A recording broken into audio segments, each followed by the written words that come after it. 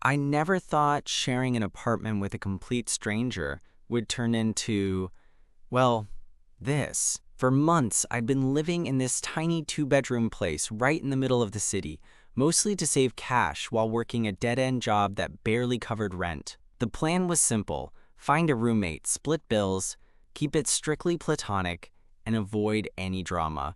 I'm not exactly what you'd call a social butterfly, so I figured a little distance was healthy. Enter Jamie. From the moment he moved in, something about the way he carried himself caught my attention. Not in a flashy, over-the-top kind of way, but more like a quiet energy that rippled just beneath the surface. He was the kind of guy who could be standing right next to you and still seem miles away, lost in his own thoughts. If I'm honest, I was a little jealous of that. Here I was, stuck in this routine, and there was Jamie, making everything feel a little less stale without even trying. Our first couple of weeks were the usual roommate stuff. Awkward hellos in the hallway, polite nods while passing in the kitchen, and the occasional shared silence during movie nights when one of us forgot to put on headphones. Nothing out of the ordinary. But then things started changing. I noticed he'd peek into my room just a little more often, lingering in the doorway like he was debating whether to come in or not. At first, I thought it was just curiosity, or maybe he was looking for something to borrow. But no, it was something else entirely. One night, almost like clockwork, I was sitting on my bed scrolling through my phone when the door creaked open. Jamie slipped inside quietly, like he was sneaking in after curfew. I looked up, caught him standing there with that half smile that always makes me second guess what he's thinking. "Hey," he said softly, "mind if I hang out here for a bit?" I was caught off guard. Normally, I'd say no, or at least ask why. But something about the way he asked, so casual, so unassuming, made me just nod. "Sure. It's your room too, I guess." He settled onto the floor next to me, and for a while, we just sat there. No pressure, no expectations, just this quiet space between us that felt different from the usual distance. It was weirdly comforting. That night was the first time Jamie came into my room without a real reason, and honestly, I didn't stop him. After that, it became a thing. Every night, without fail, he'd come in, sometimes to chat, sometimes just to be near. And I found myself waiting for it, looking forward to those moments when the world outside our little apartment faded away, and it was just the two of us in this shared silence. But I have to admit, I wasn't sure where all this was heading. Was I imagining it? Was Jamie just lonely? Or was there something more beneath those quiet visits? I guess I'd find out soon enough, because by the time this started, my nights were never just mine anymore. And honestly, I kind of liked it. The nights stretched on like that for a while.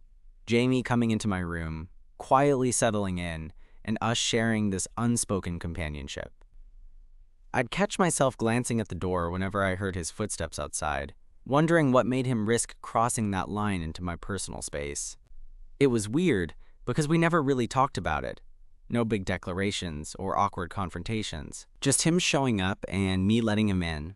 One night, we were both sitting on the floor, leaning against the bed frame, when I finally asked, "Why do you keep coming in here, man? I mean, it's not like we don't have a living room or something." He shrugged, a little sheepishly. "I don't know. It just feels quieter. Less crowded. Like I can be myself without everyone watching." Then, after a pause, he added, "You're the only person I feel like I can be around without putting on a mask." I nodded, understanding immediately. Jamie was one of those people who didn't just blend in. He held something fragile beneath that calm exterior. I realized that maybe I was starting to crave those nights too, not because I was lonely, but because there was something about sharing that space with him that made everything feel less heavy. We started talking more during those visits. At first, it was small stuff. Work frustrations, dumb TV shows. But then it got deeper. He told me about growing up in a small town where being gay wasn't just frowned upon. It was dangerous. About the nights he spent hiding secrets, about the weight of pretending. I listened, and for once, I didn't have to pretend either. I opened up too. Told him about my own struggles, how I'd always felt like I was playing a character, even with people I cared about. The relationship with my family was strained, and I mostly kept my head down. Jamie was the first person I'd felt comfortable enough to be real with in years. One night, a week or so after that conversation, he came in as usual, but something was different. He looked nervous. I was sitting on the bed, and he stood by the door for a minute, like he was trying to work up the courage to say something. "Hey," he said finally, voice low. "Can I sit next to you?" "Yeah," I said, heart already kicking up a notch. "Of course." He eased down beside me, close enough that our shoulders touched. The room felt smaller, warmer. A few seconds passed in silence, and then he turned toward me, eyes searching. "I don't want to mess this up," he said quietly. "But I think I like you, more than just as a roommate or a friend." I stared at him, surprise washing over me, but honestly, it felt like the biggest relief. Because I'd been feeling the same way, but I was too scared to say it first. "I like you too," I admitted, voice barely above a whisper. His smile was shy, but genuine, and suddenly the space between us was charged with something new. We didn't rush anything after that. A lot of nervous laughter, awkward glances, and that silly, thrilling feeling when you're not sure what comes next. A few nights later, he came in, and this time I reached out and took his hand. It was electric, simple, and yet everything I hadn't known I needed. We talked about what this meant, about whether we'd want to date, or keep it casual, or just see where it went. Neither of us wanted to jump in blindly, but neither of us wanted to pretend this wasn't real either. The best part was how natural it felt, like it always should have. Jamie wasn't just my roommate anymore. He was someone I wanted to know in every way possible. Someone who made the apartment feel like home, not just a place to crash at night. Of course, it wasn't all perfect. We had our awkward moments, like the time I accidentally blurted out something embarrassing while we were watching a movie, and he laughed so hard I thought he might choke. Or when we argued about silly things, like who forgot to buy milk or left dishes in the sink. But even those moments felt like part of building something real. One night, after a particularly long day, I found Jamie already in my room when I got back. He was lying on my bed, scrolling through his phone, looking a little tired but happy. I sat down beside him and without thinking, leaned in and kissed him. It was soft, a little tentative, but it made something inside me click into place. He smiled against my lips and whispered, "I'm glad I kept coming in here every night." Me too, I thought. Because sometimes the best things come from the most unexpected places, like a roommate who just won't give up on breaking through your walls. And now, every night, when the door creaks open and Jamie steps inside, it's not just an intrusion, it's an invitation. One I never want to say no to. After that night, things between Jamie and me shifted again, but in a good way. We weren't just roommates or casual friends anymore. There was this unspoken understanding that we'd stumbled into something real. But we weren't rushing it, at least not overtly, because neither of us wanted to scare the other off or ruin what we'd built. Still, every night when he'd come into my room, it felt like a little secret we shared, like our own quiet world tucked away from everything else. Sometimes we'd talk for hours. Other times we'd just sit there, side by side, the silence feeling comfortable instead of awkward. It was the kind of closeness I hadn't realized I was missing until it was there. One weekend, Jamie suggested we do something different, something that didn't involve sitting around the apartment. I was hesitant at first. Weekends for me were usually about decompressing, maybe binge watching a show or catching up on sleep. But he was persistent. "Come on," he said, with that grin I know all too well, equal parts charming and annoying. "Let's go to that little coffee shop down the street. You know, the one with the weird art on the walls?" I agreed, mostly because I wanted to see him outside the apartment walls, without the quiet tension of those late-night visits. We ended up sitting at a corner table, drinking way too much coffee and sharing stories about the dumbest things we'd done as kids. It was easy, like we'd known each other forever. At one point, Jamie looked at me and said, "You ever think about what comes next? Like if we keep doing this?" His voice was softer, more serious. I thought about it for a moment. "Honestly, I'm scared.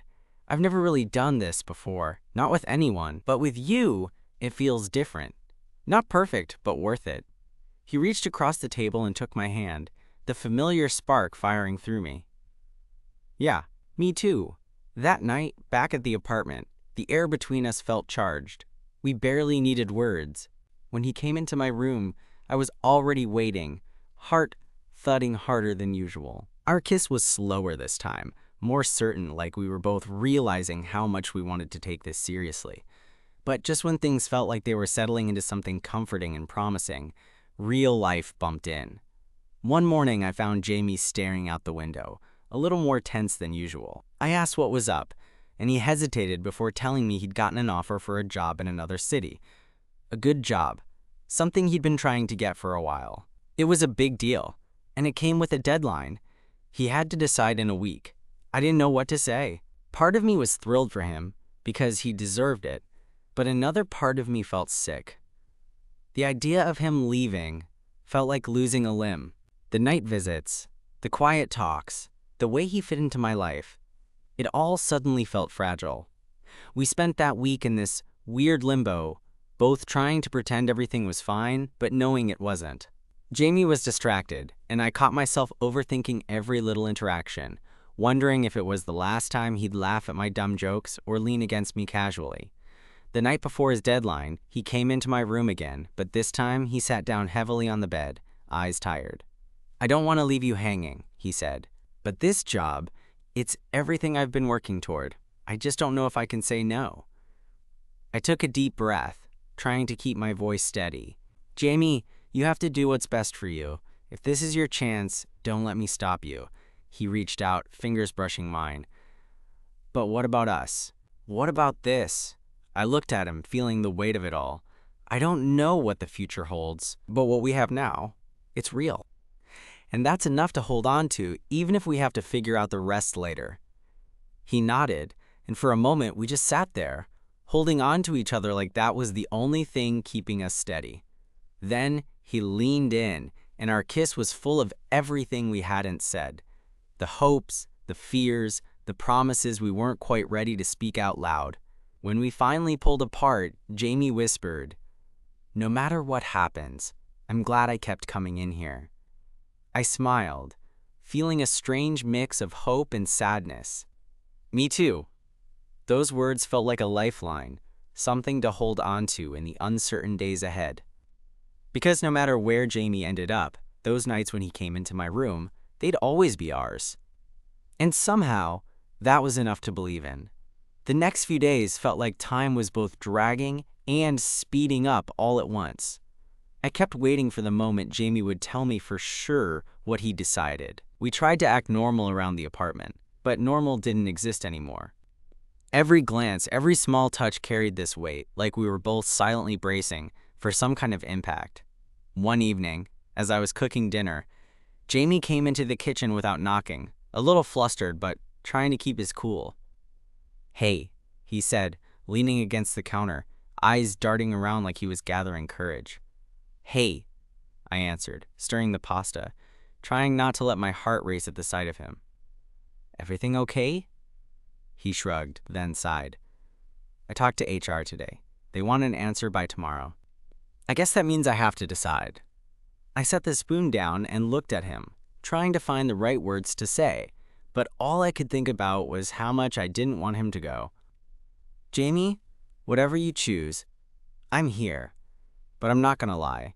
It's gonna please me if you leave." He smiled, a little sadly. "Yeah, me too." We sat down at the tiny kitchen table, and for a long time, neither of us said much. The reality of it all finally settled between us like thick fog. Later that night, Jamie came into my room again, like always, but this time his presence felt heavier, more urgent. We sat on the bed, shoulders touching, and he looked at me seriously. "I don't want to lose what we have," he said quietly. "I don't want distance to change everything." I nodded, heart pounding. "Me neither, but maybe we can try? Long distance, please, Mass, but it's better than nothing." He took my hand, fingers lacing together. "Yeah, we'll figure it out." That night, the apartment felt smaller and bigger all at once. Smaller because I could already feel the space he'd leave behind. Bigger because suddenly there was this whole world stretching out between us. The next day, Jamie left early to give his answer. I stayed home, pacing and overthinking every possible outcome. When he finally called later that afternoon, my stomach flipped. "Hey," he said, voice steady but soft. "I took the job." I blinked, the words hitting harder than I expected. "Wow. Okay, I'm proud of you, Jamie, seriously." "Thanks." He hesitated. "I want us to try. I don't want to lose you." "Me neither," I said honestly. The weeks that followed were a weird mix of excitement and emptiness. Jamie's visits to my room slowed down until they stopped completely. Instead, we talked on the phone and texted at odd hours, sharing little details of our days, trying to bridge the miles. It wasn't easy. There were nights I'd lie awake, staring at my ceiling, missing the sound of his footsteps outside my door, the way his presence filled the room without saying a word. Every time my phone buzzed, I'd hope it was him. One weekend, I flew out to see him. Walking into his new apartment, I realized how much I'd taken for granted the simple comfort of having him so close. We spent that visit exploring his new city, laughing over coffee, and stealing quiet moments in his tiny living room. It was a different kind of closeness, but it was ours. On the last night of the trip, Jamie looked at me with that same quiet intensity he always had and said, no matter where I am, I'm still going to come into your room every night." I laughed, shaking my head. "You say that now, but we'll see," he grinned. "Promise." Back home, things settled into a new rhythm. Jamie couldn't physically come into my room, obviously, but he found ways to create little rituals.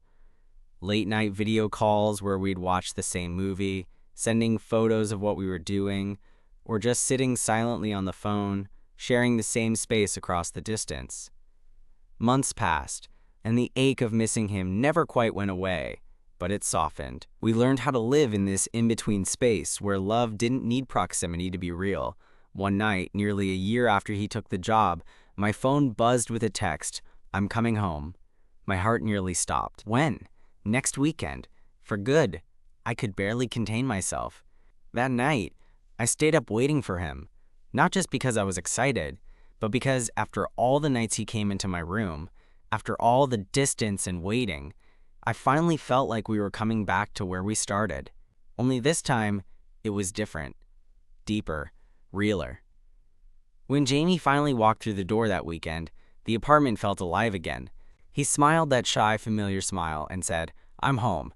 And as he came into my room, my space, our space, I realized that sometimes the best stories don't start with fireworks or grand gestures. Sometimes they start with a simple knock on the door and the quiet courage to step inside. Jamie's return was like a jolt of electricity running through the entire apartment. The moment he stepped inside, everything felt fuller, like the missing pieces of a puzzle snapping back into place. I'd forgotten how much his presence changed the atmosphere, how a room could feel alive simply because someone's in it. That night, as usual, he came into my room. But it wasn't just a casual visit anymore. There was something charged in the way he stood in the doorway, like he was holding back a flood of emotions. I was sitting on my bed, heart thumping a little faster than normal, and he didn't waste any time. "I miss this," he said, voice low, eyes searching mine. "I missed you." I swallowed hard. "I missed you too, more than I thought I could." He stepped in, closing the door behind him gently, shutting out the rest of the world. Then he sat down beside me, close enough that I could feel his warmth. For a moment, we just looked at each other, words unnecessary. Finally, I reached out and took his hand. It felt like coming home. "So what now?" I asked quietly. Jamie smiled, but it wasn't the shy grin I'd gotten used to. It was real, confident, and sure. "Now, we figure out what we want. Together." Those words hung in the air, heavy with promise.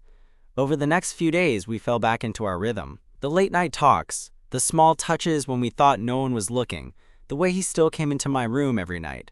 Only this time, it was different. No distance, no hesitation, just us. One evening, we decided to cook dinner together, trying a recipe neither of us had attempted before. The kitchen was a mess. Flour on the counter, sauce splattered across the wall, but we were laughing so hard, it didn't matter. Jamie caught me off guard when he wiped a stray bit of sauce off my cheek, his fingers lingering a moment longer than necessary. "God, you're such an idiot sometimes," he teased, but the smile in his eyes spoke volumes. "Yeah? Well, you're a pain in the ass." I shot back, grinning. It felt normal in the best way possible. Like this was what I'd been missing all along. Not just the physical closeness, but the everyday imperfect moments that build something real. A couple weeks later, Jamie brought up something that caught me off guard. "I've been thinking," he said one night as we lay tangled under the sheets. "Maybe it's time to make this official." "Like, really official?" I blinked. "You mean, like..." He nodded, reaching up to brush a stray hair from my forehead. "Yeah. Boyfriend level official." My heart did a stupid little flip. "I thought you already were," he laughed softly. "Not on paper, not in the eyes of the world. I thought about it. About how scared I'd been before, about the long distance, the uncertainty. And here we were, still standing, still wanting more." "Okay," I said, grinning. "Let's do it." That led to a whole other set of conversations, the kind where you talk about the future, about meeting families, about what it means to be a couple. Scary stuff, but also exciting. Jamie was patient, and so was I, even when I stumbled over words or got overwhelmed. One afternoon, while we were sitting on the couch, Jamie looked at me and said, "You know, I never thought I'd find this, someone who makes me feel safe." I squeezed his hand. "Me neither, but I'm glad we did. And honestly, I think that's what made everything worth it. The late night visits, the uncertainty, the distance, it all led us here, to a place where we could finally say, out loud and proud, that we were something together. Now, when Jamie comes into my room each night, it's not just a habit or a comfort, it's a choice. A reminder that sometimes the best things happen when you let someone in, even if it feels scary at first. Because in the end, love isn't about perfection or timing. It's about the moments, the small, quiet ones that make you feel like you're exactly where you're supposed to be. And with Jamie, I know I'm home. After we agreed to take things official, the apartment felt different somehow, like it was holding its breath along with us. It wasn't just about calling each other boyfriend anymore. It was about what that meant in the day-to-day, the small ways we showed up for each other when no one else was around. One lazy Sunday, I found Jamie sprawled on the couch, half watching some documentary while scrolling through his phone. I pulled my laptop onto my lap, pretending to work but really just stealing glances at him. He caught me looking, smirked, and said, "What? You like this new angle?" I grinned. "Yeah, I'm a fan." He laughed, setting his phone aside. "You're such a weirdo." "Yep, but you're weirdo," I said, reaching over to ruffle his hair. He sat up, brushing flour from his shirt, leftovers from the chaotic cooking night a few days earlier. Speaking of which, we should try that recipe again. Maybe this time I won't burn the sauce. I raised an eyebrow. I'm not making any promises. The moment felt light and easy, but underneath it, I could feel how much Jamie had come to mean to me. It wasn't just the comfort of his presence anymore. It was the way he made me want to open up, to share things I'd kept locked away for years. Later that day, as we were cleaning up the kitchen, Jamie hesitated, then said, "Hey, can I ask you something?" "Shoot." He looked down at his hands, then back at me. "Do you ever get scared? About us?" I paused, thinking. "All the time. But I guess that's normal, right? Putting yourself out there, even when you want to, means risking a lot," he nodded slowly. "Yeah, I guess I'm scared too. But I don't want that to stop us." I smiled and pulled him into a hug. "Neither do I." Those kinds of conversations became a new normal, open and honest, even when they made my chest ache. I realized that Jamie and I were growing closer in ways I hadn't expected, learning not just how to live together, but how to trust someone completely. A few weeks later, he surprised me with tickets to a concert. "Thought we could do something fun," he said, grinning like a kid on Christmas morning. I was intimidated at first. Crowds and loud music weren't really my scene, but Jamie held my hand through it all, and by the end, I was laughing like I hadn't in ages. We danced awkwardly near the back, bumping into each other, And I realized how much I loved seeing him like that, happy, carefree, alive. Afterward, we walked home under the stars, Jamie's hand still in mine. He stopped and looked at me, eyes shining. "Thanks for coming with me. I know it's not your thing," I shrugged. "Anything for you." It was moments like that that made me believe in us even more. Not because they were perfect, but because they were real. But, of course, life wasn't without its hiccups. One evening, after a long day at work, I got frustrated over something silly. Jamie forgetting to take out the trash for the third time that week. It blew up into a stupid argument, voices raised, words said that felt heavier than they should have. We ended up sitting on opposite ends of the couch, breathing hard, the silence between us thick and awkward. After a while, Jamie sighed and said quietly, "I'm sorry. I've been distracted lately. Work's been tough." I nodded, feeling the sting of guilt. "Me too. I guess we're both just stressed." He reached over and took my hand. "We'll get through it. We always do." And we did. Because that's what happens when you're with someone who matters. You mess up, you stumble, but you keep trying. One night, a few months later, Jamie came into my room like usual. But this time, he wasn't just holding my hand or leaning on me. He was holding a small box. I blinked, heart skipping. "What's this?" He smiled nervously. "Open it." Inside was a simple silver ring. Nothing flashy, just a band with a small engraving on the inside. "I know it's soon," he said softly, "but I want us to keep building this. Together. I want you to wear this as a promise that I'm not going anywhere." I felt tears prick at the corners of my eyes, overwhelmed by how much this little symbol meant. "Jamie," I whispered. "Yes, of course." He slipped the ring onto my finger, and in that moment, all the uncertainty, the waiting, the late-night visits, they all made sense. Because love isn't about needing grand gestures or perfect timing. It's about showing up. Night after night, day after day. Choosing each other when it's easy and when it's hard. And as he settled beside me, the familiar warmth of his body pressed close, I knew I'd never want to close that door again. After Jamie slipped the ring onto my finger, I sat there for a moment, just taking it all in. It wasn't flashy or extravagant, just a simple band, but it felt like the heaviest promise I'd ever received. I looked up at him, and in his eyes, I saw everything we'd been through. The quiet nights, the long distance, the fears, and the small victories. All of it had led us here. We didn't say much after that, just held each other close, letting the silence speak for us. It was the kind of peace I hadn't known I needed, comfortable and honest. In the weeks that followed, things settled into a new rhythm. We talked about what the ring meant, not as a grand declaration of forever, but as a commitment to keep choosing each other, day by day. No rush, no pressure. Just two people figuring it out together. One afternoon, we took a walk through the neighborhood, sunlight filtering through the trees, and Jamie slipped his hand into mine like he'd done 1,000 times before. Only now, I felt this warm certainty that wasn't there before, the kind that comes from knowing someone sees you, really sees you, and wants to stay. "I'm glad you kept coming into my room those first nights," I told him quietly. He smiled, squeezing my hand. "Me too. I didn't know it would change everything." I laughed softly. "Yeah, me neither." That night, as he came into my room like he always did, I realized that what started as a simple habit had grown into something so much more. A shared space not just in the apartment, but in our lives. Love, I learned, isn't always about big moments or dramatic confessions. Sometimes it's about the quiet courage to let someone in, to welcome them into the small corners of your world, and to stay there, night after night, no matter what. And as I closed the door behind Jamie, settled into the warmth of his presence, I felt grateful. Grateful that he'd knocked, that I'd opened the door, and that we'd found something real in the everyday.